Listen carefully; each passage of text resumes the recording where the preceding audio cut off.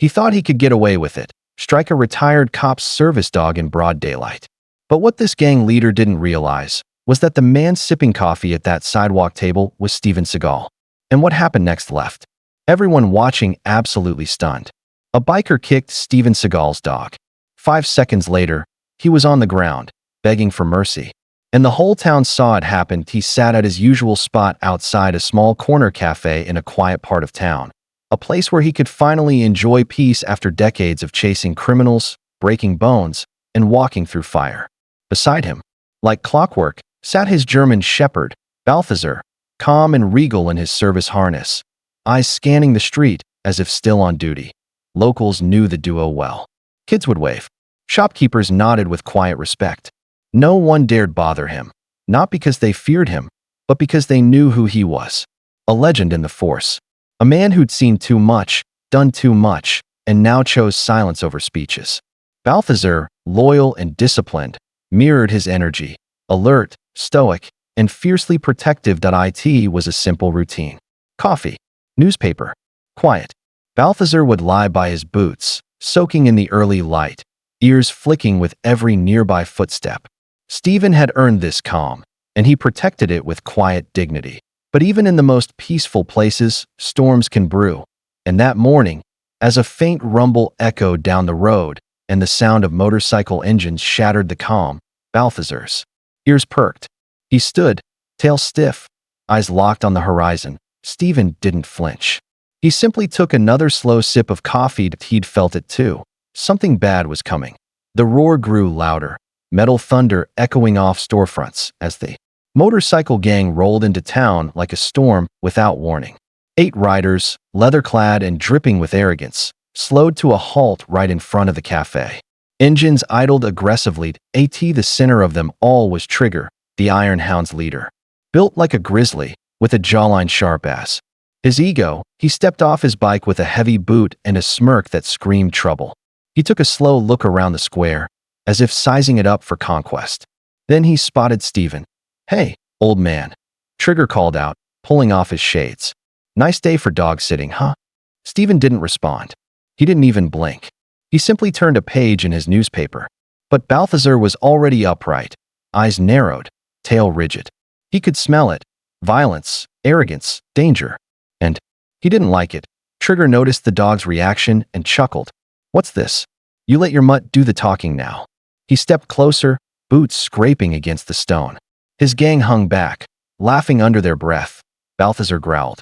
Low and menacing, Steven spoke, finally. "Calm, steady. You should walk away." Trigger's smile twisted. "I don't take orders from wrinkled-up wannabes and their mutts." The wind shifted. The town quieted. Even the breeze seemed to hold its breath, and in that moment, it was clear. This wasn't going to end with words. Trigger took one slow step closer, the sneer on his face turning into something darker. The gang behind him egged him on with crude laughter, their voices echoing across the narrow street. Customers inside the cafe peeked nervously through the windows. A waitress froze mid-step, her tray trembling in her hands. Everyone felt it, tension, so thick you could slice it with a knife. Balthazar stood firm, teeth bared just enough to warn. His gaze didn't waver. This wasn't just some street dog. This was a trained protector, a warrior in fur. But Trigger didn't care. He wanted to make a point. With a sudden, cruel motion, Trigger raised his boot and kicked. The impact landed squarely against Balthazar's ribs. The dog yelped and stumbled back, catching himself on the sidewalk. The sound tore through the street like a gunshot. Everything stopped. Steven slowly folded his newspaper and placed it on the table. His eyes, once calm, lifted and locked onto Trigger's. There was no anger, no rage, just a chilling stillness.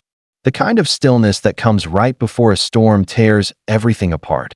"You shouldn't have done that," he said softly. Trigger laughed, but it faltered halfway. Something in Steven's eyes had shifted. The cafe owner backed away. One of the gang members muttered, boss."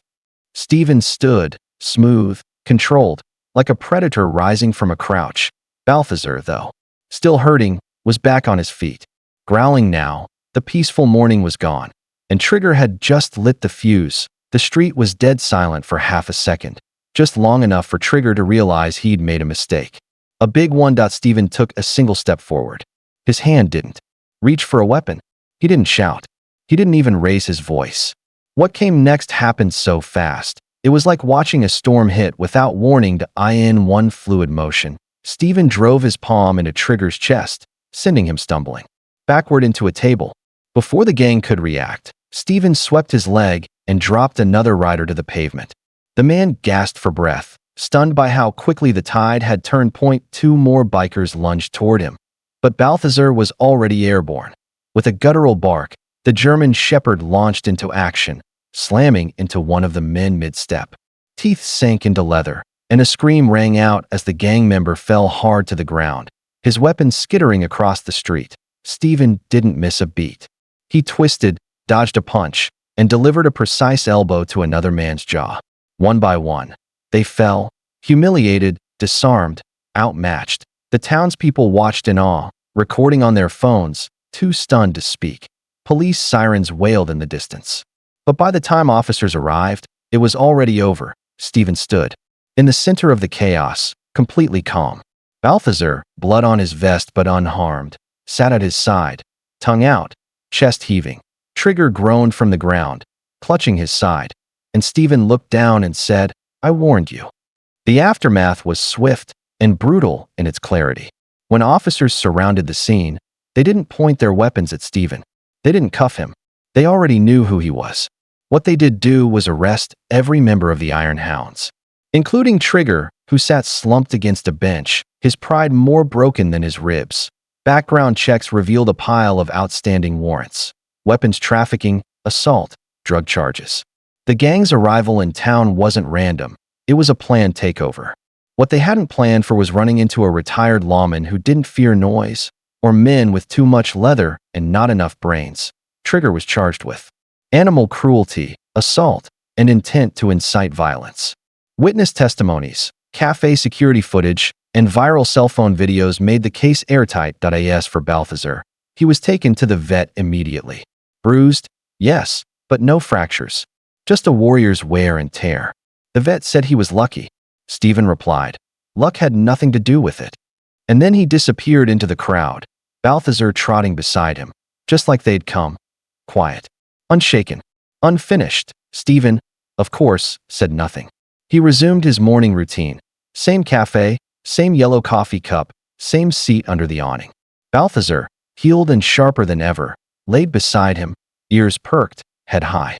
The two moved through town like shadows, quiet, respected, untouchable. 1 morning, a little boy wandered up to their table, clutching a comic book in one hand. He looked up at Steven with wide eyes. "Sir, thank you for protecting our town," he said shyly. Steven glanced down, gave a slight nod, and replied, "You're welcome." Balthazar gently leaned forward, nuzzling the boy's hand. The boy beamed and patted his head, then ran off to tell his friends. Back inside the cafe, the owner slid a fresh pastry onto Steven's table. "On the house," she said. "For the dog, of course." Steven smiled.